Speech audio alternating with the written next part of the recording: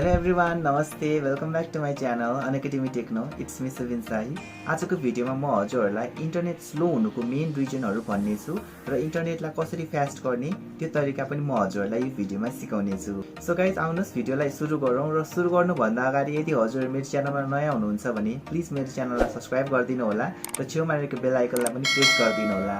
So without any delay let's start the video. Internet slow हुनुको number 1 reason भनेको router placement हो। अब तपाईहरुले आफ्नो घरमा कसरी राउटरलाई प्लेसमेन्ट गर्नुभएको छ त्यो अनुसारले हजुरहरुले इन्टरनेटको स्पिड र रेन्ज पाउनुहुन्छ। अब जस्तै मानौ सपोज तपाईहरुको घर छतलेको छ र तपाईहरुले चाहिँ राउटरलाई राख्नु भएको छ भुइँतल्लामा, फर्स्ट फ्लोरमा तपाईहरुले राख्नु भएको छ भने तपाईहरुकोमा चाहिँ त्यो राउटरले अब रेन्ज क्याचअप गर्ने भनेको तपाईहरुको 3 तलासम्म मात्र हो। 3 तला भन्दा माथि चाहिँ तपाईहरुको त्यो टिप्दैन, क्याच गर्दैन, जसको कारणले हजुरहरुले चाहिँ राम्रोसँग इन्टरनेटको अनुभव लिन सक्नुहुन्न। त्यही भएर कारणले हजुरहरुले चाहिँ राउटरलाई ठ्याक्क बिचमा हाल्नु पर्ने हुन्छ। जस्तै तपाईहरुको घर 6 तलाको छ भनेपछि ठ्याक्क थर्ड फ्लोरको ठ्याक्क बिचमा अब यस्तो अलि खुला स्पेस ठाउँमा तपाईहरुले हाल्नु भयो भने तपाईहरुकोमा चाहिँ अब रेन्ज ठ्याक्क इक्वली बाडिन्छ, जसको कारणले हजुरहरुले चाहिँ माथिल्लो फ्लोर र तल्लो फ्लोरमा तपाईहरुले चाहिँ राम्रोसँग इन्टरनेटको मजा लिन सक्नुहुन्छ। अथवा कोही कोहीले त यस्तो पनि गर्ने चलन छ कि अब राउटरलाई चाहिँ लुकाइदिने, कतै कुला काप्चामा भित्तामा लुकाइदिने र अब कसैले राउटर नदेखोस् भन्ने उहाँहरुको इच्छा हुन्छ। त्यही भएर कारणले उहाँहरुले चाहिँ अब कोही कोहीले खाटमुनि पनि लुकाइदिनुहुन्छ राउटर, जसको कारणले चाहिँ रेन्ज अब राम्रोसँग फैलिदैन। त्यही भएर कारणले चाहिँ अब इन्टरनेटको स्पिड एकदमै लो हुन्छ। त्यही भएर कारणले हजुरहरुले चाहिँ यो राउटर राख्दाखेरि चाहिँ एकदमै ध्यान दिएर राख्नुपर्ने हुन्छ। जहाँ तपाईहरुको चाहिँ अब फ्रिजको माथि, कोही कोहीले फ्रिजको माथि पनि राख्नुहुन्छ, अब यस्तो माइक्रोवेभ ओभनहरुको नजिकै जहाँ तपाईहरुको सिग्नल इन्टरफेरेन्स बढी हुन्छ त्यस्तो ठाउँमा राउटरहरु नराख्ने गर्नु। जस्तै किचन एरियाहरुमा तपाईहरुले किचनहरुमा पनि तपाईहरुले राउटर राख्नु भएको छ भने एकदमै गलत गर्नु भएको छ। त्यस्तो किचनहरुमा चाहिँ तपाईहरुले राउटर राख्नु हुन्न। तपाईहरुले त्यस्तो ठाउँमा राख्नु भयो भने त्यहाँ तपाईहरुको सिग्नल एकदमै वेस्टेज जान्छ, त्यसमा एकदमै धेरै नोइज हुन्छ। किनकि अब किचनमा त अब माइक्रोवेभ ओभन युज हुन्छ, फ्रिज युज हुन्छ, जसको कारणले तपाईहरुको चाहिँ सिग्नल इन्टरफेरेन्स हुन्छ, जसको कारणले हजुरहरुले चाहिँ राम्रोसँग इन्टरनेट स्पिड पाउनुहुन्न। त्यही भएर कारणले तपाईहरुले चाहिँ अब राउटर राख्दाखेरि चाहिँ ठ्याक्क बिचमा राख्नु होला र अलिकति ओपन स्पेसमा हाल्नु होला, झ्याल नजिक पनि नहाल्नु होला र तपाईहरुले बिचमा हाल्नुभयो भने तपाईहरुले राम्रो रेन्ज पाउनुहुन्छ। नम्बर 2 रिजन भनेको चाहिँ सिग्नल इन्टरफेरेन्स नै हो। अब तपाईहरुले जस्तै 2.4 गिगाहर्जको मा तपाईहरुले इन्टरनेट चलाउनु भएको छ भने त्यसमा धेरै अहिले नोइज आइसकेको छ। किनकि अब सुरुमा अब धेरै जस्तो कम्प्लेन हुन्छ कि सुरुमा चाहिँ मैले अब इन्टरनेट जोड्दाखेरि चाहिँ अब फास्ट चलेको थियो तर बिस्तारै बिस्तारै मेरो इन्टरनेट स्पिड एकदमै स्लो हुँदै गयो, त्यो कसरी भनेर धेरै जस्तो हामीले सेवा प्रदायकहरुलाई एकदमै गाली गर्ने गर्छौं। तपाईहरुले दिने बेला चाहिँ 50 एमबीपीएस को दिने तर स्पिड चाहिँ जम्मा 10 एमबीपीएस पनि आउँदैन, त्यस्तो भनेर हामीले कम्प्लेन गर्ने गर्छौं। तर त्यो भनेको चाहिँ सिग्नल इन्टरफेरेन्सको कारणले पनि धेरै जस्तो त्यस्तो प्रब्लम आइरहेको हुन्छ। अब जस्तै तपाईहरुले अब 2.4 गिगाहर्ज अब सुरुमा चाहिँ तपाईहरुले चाहिँ अब इन्टरनेट जोड्दाखेरि चाहिँ हजुरहरुको छरछिमेकमा त्यति इन्टरनेट जडान नभएको हुन सक्छ, जसको कारणले चाहिँ हजुरहरुले चाहिँ अब राम्रो स्पिड पाउनुहुन्थ्यो। अब तपाईहरुले चाहिँ अहिले चाहिँ अब धेरै जस्तोकोमा चाहिँ अब छरछिमेकमा पनि अब हरेक तल्लामा, हरेक फ्लोरमा, अब हरेक घरहरुमा चाहिँ इन्टरनेट जडान भइसकेको छ। अब जसको कारणले चाहिँ हजुरहरुकोमा चाहिँ अब जस्तै छरछिमेकको वाइफाईको सिग्नल पनि तपाईहरुकोमा चाहिँ घर छेउमा आइपुगेको हुन्छ, जसको कारणले चाहिँ सिग्नल इन्टरफेरेन्स हुन्छ। त्यही भएर कारणले चाहिँ तपाईहरुकोमा चाहिँ इन्टरनेट स्लो हुने हो। त्यही भएर कारणले अब जस्तै अब एउटा हलमा तपाईहरु एक्लैले बोल्नु र सबैजना हल्ला गर्नुमा फरक हुन्छ नि त।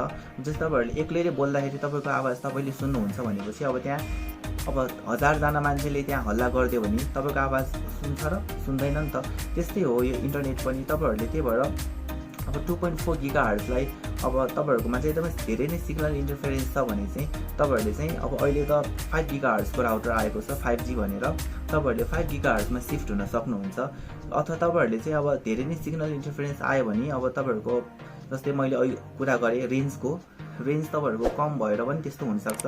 अब जस्तै एकदमै टाढाको मान्छेले अब चलाइदिनु भएको छ भनेपछि त्यसबाट नि एकदमै यो सिग्नल इन्टरफेरेन्स बढी हुन्छ। त्यही भएर कारणले तपाईहरुले चाहिँ अब जस्तै तपाईहरुको घर जस्तै 6 तला छ भने तपाईहरुले अब 2 तलामा राउटर हालेर अर्को माथिल्लो फ्लोरमा चाहिँ सेकेन्डरी राउटर हाल्नुभयो भने त्यस्तो गर्नुभयो भने तपाईहरुको चाहिँ रेन्ज र सिग्नल इन्टरफेरेन्स एकदमै कम हुन्छ, जसको कारणले हजुरहरुले चाहिँ एकदमै स्मुथ एक्सपिरियन्स गर्न सक्नुहुन्छ इन्टरनेटको। र तपाईहरुले चाहिँ अब सिग्नल इन्टरफेरेन्स पनि पाउनुहुन्न यदि हजुरहरूले चाहिँ 5 गिगाहर्जको राउटरमा सिफ्ट हुनुभयो भने।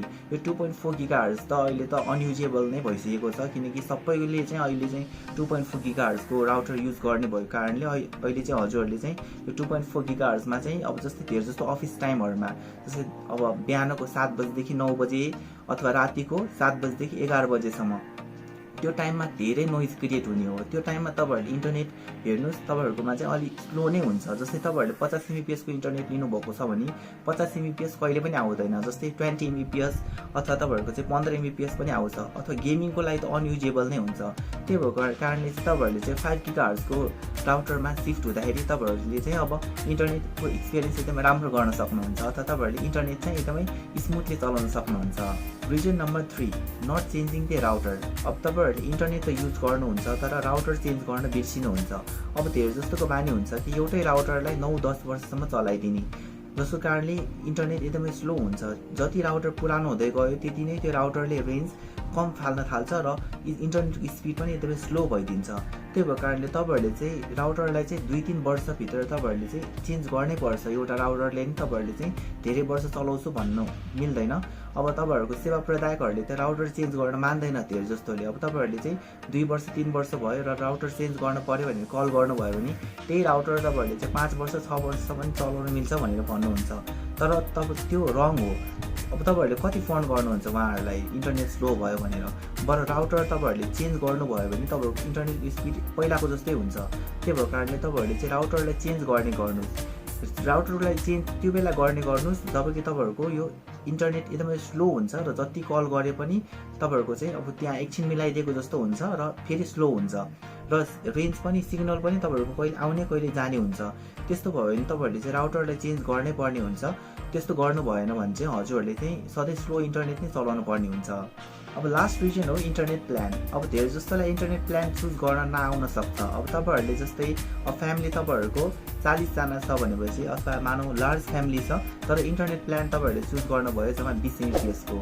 अब त्यहाँ तपाईँहरूले 40 जना मेम्बरले चाहिँ सबले युट्युब चलाउनुहुन्छ अथवा धेरै जस्तोले डाउनलोडिङ गर्नुहुन्छ भनेपछि त्यो इन्टरनेट त अनयुजेबल नै हुन्छ।